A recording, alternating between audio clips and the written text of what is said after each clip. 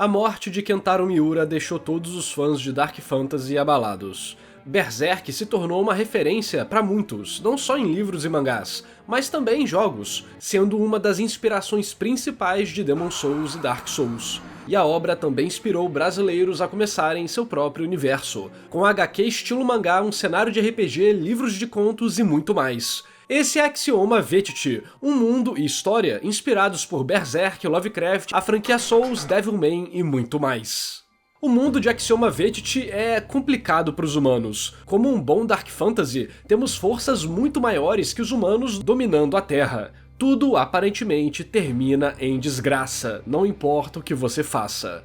Mas, ainda assim, alguns tentam ir além, encontrar uma saída, uma vida boa, encontrar a felicidade.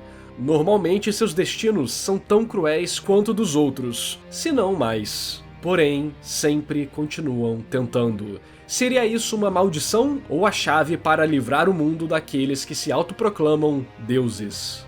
A história acompanha Yana, uma guerreira brutamontes, e Beatrice, uma criança axioma, o tipo de mago desse mundo, capaz de ver as equações que fundamentam a realidade e as alterar. Essa é parte fundamental do sistema de magia do mundo. Tudo tem uma equação, e a capacidade de as resolver ou modificar é o que torna os axiomas especiais e perigosos. O mesmo vale para os inimigos capazes de usar esse tipo de técnica, sejam aberrações ou entidades de horror cósmico incompreensíveis. Essa dinâmica gera algumas soluções curiosas, visto que as lutas têm tanto espaço para lutas tradicionais com muito sangue e tripas, junto de magias mais comuns do mundo de fantasia, visualmente, mas carregam conceitos mais abstratos tematicamente para a derrota dos inimigos. E também temos lutas mais incomuns, onde a resolução depende muito mais da percepção da realidade à sua volta, da aceitação ou solução de paradoxos, enigmas e coisas do tipo. Traduzindo para o leitor, reviravoltas a partir de conceitos lógicos e diálogos inteligentes. Se interessou? Você pode ler alguns capítulos de graça no Flip-Thru, graças ao sucesso do primeiro financiamento coletivo, que além do quadrinho físico também trouxe o suplemento de D&D 5ª edição, livros de contos e algumas outras coisinhas. Agora eles começaram um segundo financiamento, trazendo a edição 2 e um livro de lore, com diversas ilustrações e informações sobre personagens, monstros, ambientações, escrito daquela forma misteriosa que abre espaço para você criar em cima na sua campanha de RPG. O apoio mais barato começa a partir de R$ 29,00 e você tem acesso a tudo digitalmente. Vai lá dar uma conferida que vale a pena, vou deixar o link na descrição e comentário fixado. Esse vídeo foi patrocinado pelo Raquel Almeida, autor da obra. Ele abriu uma editora independente, a Oblivion House, especialmente para publicar Axioma Verity e algumas outras obras brasileiras de Weird Fiction. Não tem engravatado por trás nem nada do tipo, é independente, focando na qualidade ao invés da quantidade. Inclusive, Axioma Verity é feito na mão mesmo, só tendo alguns ajustes digitais. Para quem curte algo mais artesanal, é digno de nota. Por tudo isso, seu apoio é mais importante ainda, principalmente depois deles terem entregado tudo do primeiro financiamento coletivo com qualidade.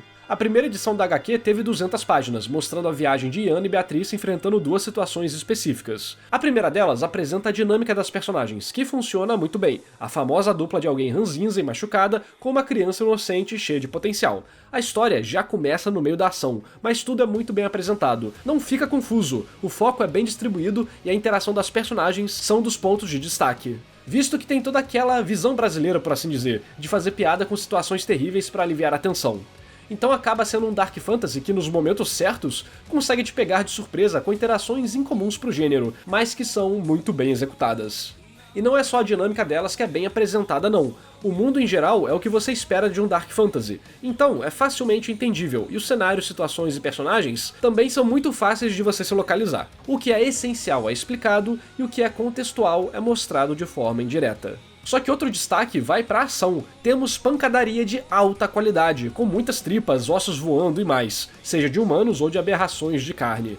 Felizmente, não é só de ação e caos que a história vive. Como um bom Dark Fantasy, outras questões são levantadas. É melhor viver na realidade miserável ou em uma ilusão feliz? Devemos ajudar quem não pede por ajuda, mesmo que elas estejam sendo vítimas de um grande mal?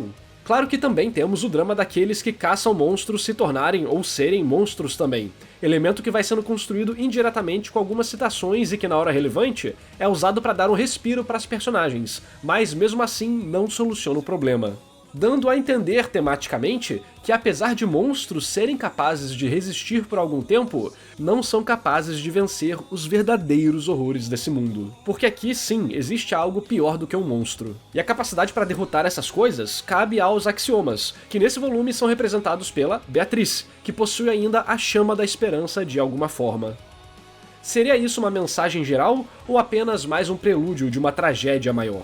No fim, aparentemente, todos desse mundo estão sozinhos, inclusive aqueles que realmente são algo como divindades, esperando e procurando pelo grande Criador. Então, vale muito a leitura. O diálogo é bem escrito, a quadrinização é boa, a dinâmica das personagens agrada, a ação dá um show e o design dos bichos é grotesco, do jeito que a galera gosta. Tudo isso misturado com o que eu já falei, resoluções de conflito clássicas com muito sangue e sacadas lógicas e filosóficas inteligentes que se manifestam no Power System. Na primeira edição, nada levantado fica sem resolução. Até a aparição da Ofélia no sonho da Iana, que é uma personagem que vai ser importante para a história ainda, acaba servindo para deixar tudo mais redondinho e nos deixar aquele gostinho de quero mais pro que vai rolar na edição 2. Ela é um dos motivos que causam dor e angústia a Iana. Apesar de muitos acabarem observando algo meio Griffith, não é o caso. Sua personalidade é muito diferente, sendo totalmente biluteteia desde sempre, mal até o último fio de cabelo. É alguém que nunca sentiu nada, que matou sua família e vila, sendo jogada ao relento depois de ter sido pega, torturada e crucificada. Mas nem a natureza a aceitou, com seu corpo não sendo consumido por vermes, abutres ou lobos. Quem a aceitou foi outra coisa. Não preciso nem dizer que isso deve ter deixado a personagem mais pirada ainda, né? E no meio de suas matanças, o que fez seu coração pulsar pela primeira vez foi ser brutalmente derrotada por outro guerreiro. Ou melhor, guerreira, Iana. A relação das duas, pelo que o autor disse, é inspirado em Tema e Johan, de Monster. Então, podem esperar algum drama moral pesado acontecendo em algum material que envolva as duas, seja nos contos ou no mangá.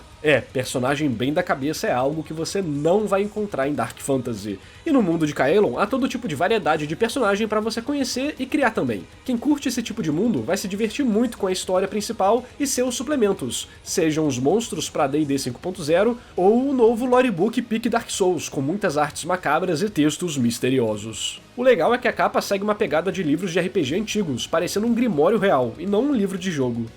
Agora, bora falar sobre a edição 2. Ela irá girar em torno da Iana, e pra mim isso deixa mais claro que ela é a protagonista dessa trilogia de quadrinhos, visto que na edição 1 vimos um pouco do seu passado e seu drama de se tornar um monstro que caça monstros. Enquanto Beatrice é uma deuteragonista que intensifica os elementos da guerreira, sendo seu oposto em alguns aspectos. Por isso, a história até abre sem a Beatrice, dando tempo de Iana se desenvolver individualmente, buscando entender o que aconteceu no seu passado, sendo confrontada com coisas que achava estarem enterradas há muito tempo. A edição 2 abre em uma cidade relativamente mais tranquila. Não é uma ilusão, as pessoas têm suas dificuldades, mas é uma cidade normal, entre aspas, o que é basicamente um santuário no meio de um mundo problemático de Caelon. Se isso tem um custo alto ou não, ainda vamos descobrir. Enquanto na edição 1 tudo abre com uma ação dinâmica e poucas palavras, aqui é o contrário. Agora que você já está mais interessado na história, tudo fica mais lento e vamos tendo muitas conversas que expandem sentimentos, sensações e pensamentos dos personagens. Então se prepare para umas 10 páginas de diálogo. Pelo menos são diálogos bons e a leitura das páginas continua fácil.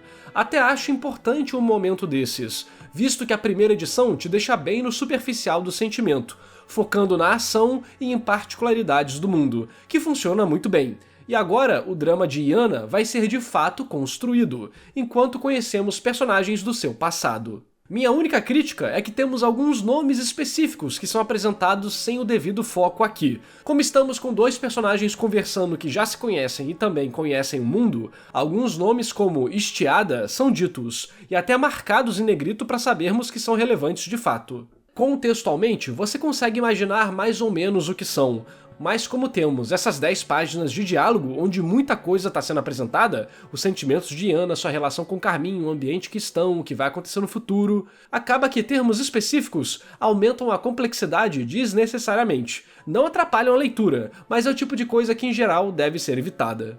Isso leva em conta o que eu falei no meu primeiro vídeo de Axioma Verity. Projetos multimídia são legais, um livro de lore, contos, fichas de RPG e tal. Mas se a informação para entender os quadrinhos estão nesses outros materiais, você acaba dificultando a vida do fã e não é uma boa prática narrativa. Que fique claro que isso não acontece aqui. Dá pra entender e aproveitar tudo só lendo o quadrinho. É só um apontamento meu para algumas coisas que acabam escorregando quando escrevemos histórias. Afinal, na nossa cabeça é tudo óbvio, mas na cabeça do leitor não é. E o autor leu esse feedback e agradeceu. Não sei se ele vai conseguir mudar para a publicação, mas ele falou que vai ficar atento a isso para não deixar acontecer de novo. E sinceramente, não tem muito mais o que criticar. A qualidade de Axioma Verity é muito alta, é uma leitura gostosa e traz sacadas legais para os fãs de Dark Fantasy. Assim como eles evoluíram da primeira edição para essa, eles vão evoluir dessa edição para a terceira. E isso vai ser muito legal, porque o diálogo, quadrinização, arte, tudo isso vai melhorar. E ver esse processo dos autores, pelo menos para mim, é muito legal. O que eu espero dessa edição 2 é um início que foca mais no drama emocional da Iana, e talvez como Beatrice se preocupa com ela, para assim caminharmos para um problema que não vai ser resolvido de forma fácil, e finalmente teremos o encontro de Iana e Ofélia. Resultando em sangue, obviamente. De quem, ainda não sei. A vantagem de histórias menores é que é tudo imprevisível. Talvez Iana morra, ou Beatrice, ou as duas. É o tipo de coisa bem comum em Dark Fantasy. Uma história que progredia para a esperança pode ser só mais um aviso de como nada nesse mundo tem escapatória da dor e das trevas. Até então, os inimigos foram monstros bizarros, com aquele horror corporal, mas agora, com Ofélia como vilã, teremos uma batalha contra outra humana. Bem, humanoide, né? Porque humana eu não acho que ela seja mais. E isso permite outros tipos de coreografia de luta, estratégias e interações. Então, é uma forma bem legal de variar e não repetir o primeiro volume. Será que ela vai conseguir ler os axiomas, usar magias estranhas, usar habilidades de outras entidades? Invocar monstros ou virar um monstro também? Isso é outra coisa bem comum de histórias e jogos, vilões que têm múltiplas etapas e algum tipo de transformação. Seja isso significando uma nova forma bizarra ou condensando o poder dele para ficar muito mais eficiente. Eu não tive acesso à edição 2 completamente, porque ainda estava em produção. A Oblivion não é igual a editora grande que já tem um negócio pronto e usa financiamento coletivo para diminuir custo. Eles de fato dependem do dinheiro para fazer o projeto, mas mesmo assim eu digo com tranquilidade, vale a pena apoiar. O primeiro volume veio com ótima qualidade, tanto o mangá quanto os contos. Para independentes assim, reputação é tudo. Eles não podem deixar a bola cair, e o início da edição 2 está bem interessante, focando em elementos que faltaram na edição 1 e fazendo a história ficar mais íntima. E já sabe, né? Se você se torna íntimo do personagem, quando ele sofrer, você vai sofrer junto. Comentando sobre o Lorebook novamente, além dessa questão dos textos misteriosos e artes estilizadas, ele é feito dentro do universo por um velho historiador que quer registrar tudo que conhece antes de morrer. Então quem gosta de entrar na comunidade, discutir e tudo mais, conversar sobre o que é verdade ou não, jogar o RPG no cenário, esse vai ser o tipo de material que vai gerar muito debate, inclusive ele é feito para isso. Eu adoro ver comunidades independentes soltando projetos bons e crescendo. Poder dar o feedback diretamente para os autores é algo essencial para mim. Eles estão aqui, dá para falar com eles, conhecer em evento ou mandar mensagem numa rede social. É tudo muito mais pessoal, menos distante e empresarial. Por isso, abre o Catarse aí, vê se curte, os preços são acessíveis e você faz a diferença. E aí, o que achou de Axioma Verity? Tem alguma outra obra indie brasileira que você curte e quer recomendar? Me diz aí nos comentários, aproveita para dar like no vídeo e se inscrever no canal. Aqui a gente avalia animes e mangás de forma séria, e sempre ajuda projetos nacionais de qualidade. E esse vídeo só foi possível graças à lenda do canal, PH Autarquia, e aos heróis Adriel Cavalcante, André Luiz Melo, Eduardo Rufino, Gustavo Luiz, João Pedro Coelho, Lorde Raziel, Matheus Felipe, Overhaul Engenharia de Manutenção, Quebra-Cabeças, Ryu Zero, Celtinho Gameplays e a todos que apoiam o meu trabalho.